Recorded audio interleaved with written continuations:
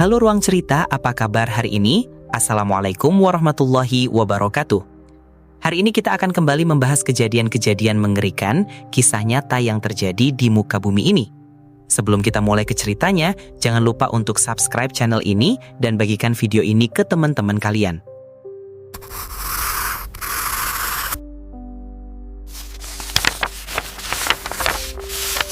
Pemirsa, polisi mengungkap motif pembunuhan disertai mutilasi yang terjadi di Mojokerto, Jawa Timur. Pelaku yang ternyata adalah kekasih korban tega melakukan hal keji karena alasan asmara hingga ekonomi.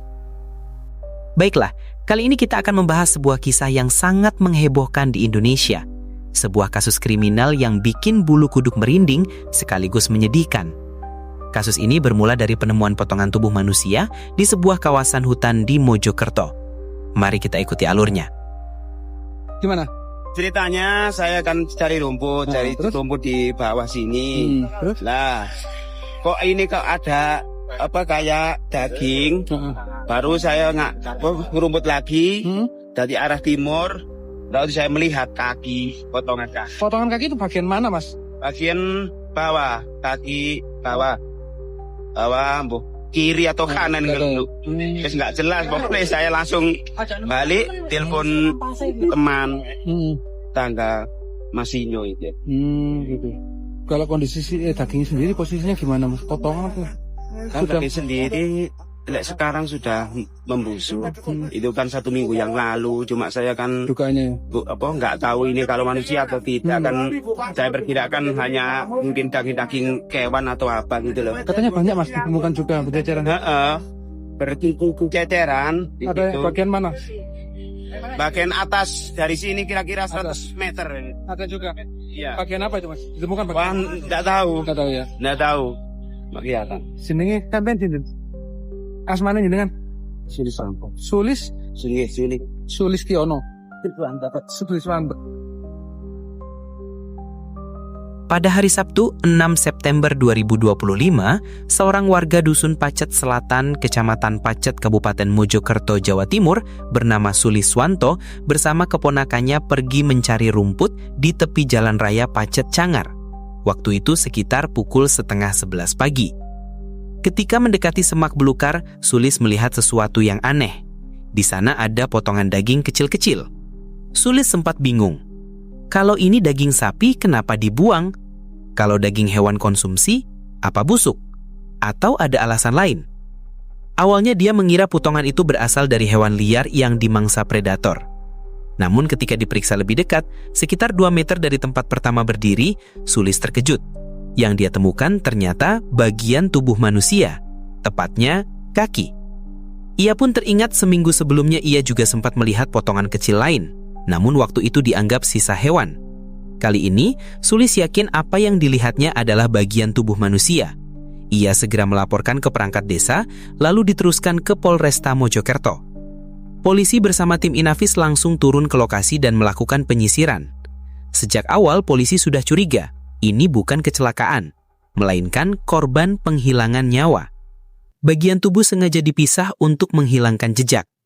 Untuk memudahkan pencarian, polisi mengerahkan anjing pelacak K9 jenis Labrador. Berkat penciuman tajamnya, anjing berhasil menemukan potongan lain berupa telapak tangan kanan. Akhirnya, secara total ditemukan 66 potongan tubuh. Ada jaringan otot, lemak, kulit kepala lengkap dengan rambut hitam sepanjang 14 cm, kaki kiri, dan pergelangan tangan. Semua potongan itu dibawa ke RS Bayangkara Porong untuk diidentifikasi. Awalnya sulit karena banyak bagian rusak dan sidik jari tidak utuh. Namun berkat kerja keras tim Inafis, akhirnya identitas korban berhasil terungkap. Dia adalah Tiara Angelina Saraswati. Keluarga Tiara sontak kaget, tidak percaya dengan kenyataan tragis yang menimpa putri mereka. Tiara adalah warga Lamongan, Jawa Timur. Lahir pada 12 Agustus 2000. Dia anak pertama dari 2 bersaudara. Adiknya masih SMA. Ayahnya, Setiawan Dermadi, seorang pedagang. Ibunya Evi juga membantu berdagang. Awalnya, orang tua Tiara berjualan es tebu, kemudian berganti menjadi jualan sempol di depan Masjid Agung Lamongan. Dari usaha sederhana itu, kedua orang tua berjuang membiayai pendidikan anak-anaknya. Tiara tumbuh menjadi anak yang pintar dan berprestasi. Setelah lulus SD, ia melanjutkan ke SMP favorit di Lamongan, lalu SMA Darul Ulum di Jombang sambil nyantri. Tahun 2019, ia diterima di Universitas Trunojoyo Madura, jurusan manajemen.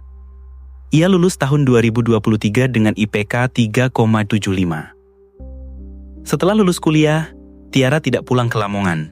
Ia memilih menetap di Surabaya. Di sanalah ia diketahui menjalin hubungan asmara dengan seorang pria bernama Alfi Maulana. Alfi berasal dari Labuhan Batu, Sumatera Utara.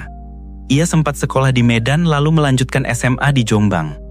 Dikenal pernah bekerja sebagai tukang jagal hewan. Pekerjaan itu tidak dilakukan penuh waktu, tapi cukup memberi pengalaman memotong daging hewan. Setelah itu Alfi bekerja sebagai driver ojek online di Surabaya. Di Surabaya, Alfi tinggal di sebuah kos-kosan bersama Tiara, di Jalan Raya Lidah Wetan Lakar Santai. Para tetangga kos mengira mereka sudah menikah siri, karena Alfi sendiri yang mengaku begitu, padahal sebenarnya belum. Tetangga bernama Indah, yang kosnya persis di sebelah kamar Alfi, sering mendengar keduanya bertengkar. Alfi juga jarang bergaul, terkesan pendiam dan tertutup. Bahkan, ia tidak pernah menyerahkan KTP ke pengurus RT setempat. Pada Sabtu malam, 30 Agustus 2025, Alfi menjemput adiknya di Bandara Juanda untuk diantar ke Jombang. Ia baru pulang tengah malam. Menurut keterangan Alfi, ia sudah memberitahu Tiara, namun Tiara marah besar karena Alfi pulang larut. Tiara mengunci kamar, membuat Alfi menunggu hampir 1 jam di luar. Setelah masuk, Tiara tetap diam, lalu menuju kamar di lantai 2. Hubungan mereka memang sudah lama tidak harmonis, penuh pertengkaran. Sekitar pukul 2 dini hari, Alfi tidak langsung masuk kamar melainkan ke dapur umum dekat kamarnya untuk mengambil pisau, lalu menghampiri Tiara yang sedang duduk membelakangi di tempat tidur. Dengan membawa pisau dari dapur, ia langsung menyerang leher Tiara. Peristiwa itu begitu cepat, hingga Tiara meninggal seketika. Alfi panik. Ia takut aksinya terbongkar. Dengan pengalaman sebagai tukang jagal, ia lalu menyeret jasad Tiara ke kamar mandi kos di lantai 1 dan mulai memotong-motong tubuh Tiara menjadi ratusan bagian. Ia menggunakan senjata tajam khusus daging, gunting dahan, dan palu. Potongan itu dimasukkan ke dalam tas merah, lalu sebagian dibuang ke kawasan Pacet Cangar.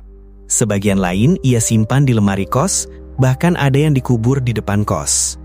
Total, polisi menemukan 554 potongan tubuh, termasuk tulang, jaringan, dan gigi. Setelah identitas korban dipastikan adalah Tiara, polisi langsung mencurigai Alfi sebagai pelaku utama. Pada Minggu dini hari, 7 September 2025, polisi mendobrak kamar kos Alfi dengan disaksikan ketua RT setempat. Alfi sempat melawan, hingga polisi harus memberi peringatan keras. Dalam pemeriksaan, ditemukan potongan tubuh di dalam lemari kos dan atap rumah kosong di depan kos. Alfi pun ditangkap dan digelandang ke kantor polisi. Dalam konferensi pers, Alfi mengaku sudah lama memendam amarah pada Tiara. Menurutnya, Tiara bersifat temperamental dan sering menuntut. Selain itu, masalah ekonomi juga menjadi pemicu. Alfi sebagai driver ojol merasa terbebani dengan gaya hidup Tiara. Namun tentu saja, itu hanya keterangan sepihak dari pelaku. Kita tidak bisa mendengar langsung dari korban. Isu lain sempat beredar bahwa Tiara tengah hamil, tapi polisi menegaskan hasil pemeriksaan menunjukkan Tiara tidak hamil. Atas perbuatannya, Alfi dijerat pasal 340 KUHP tentang pembunuhan berencana dengan ancaman hukuman mati. Jenazah Tiara akhirnya diserahkan ke keluarga dalam satu peti putih, lalu dimakamkan pada Selasa 9 September 2025. Semoga Tiara mendapatkan tempat terbaik di sisi Allah dan keluarga yang ditinggalkan diberi kekuatan serta ketabahan.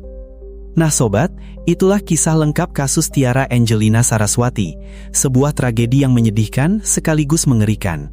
Dari kasus ini, kita bisa belajar bahwa hubungan yang toksik, penuh kekerasan dan tidak sehat hanya akan membawa pada bencana. Jadi selalu bijaklah dalam memilih pasangan dan jangan biarkan amarah menguasai diri. Terima kasih sudah mendengarkan cerita kali ini. Apa pelajaran yang bisa kita ambil dari kisah ini? Sampai jumpa di cerita berikutnya.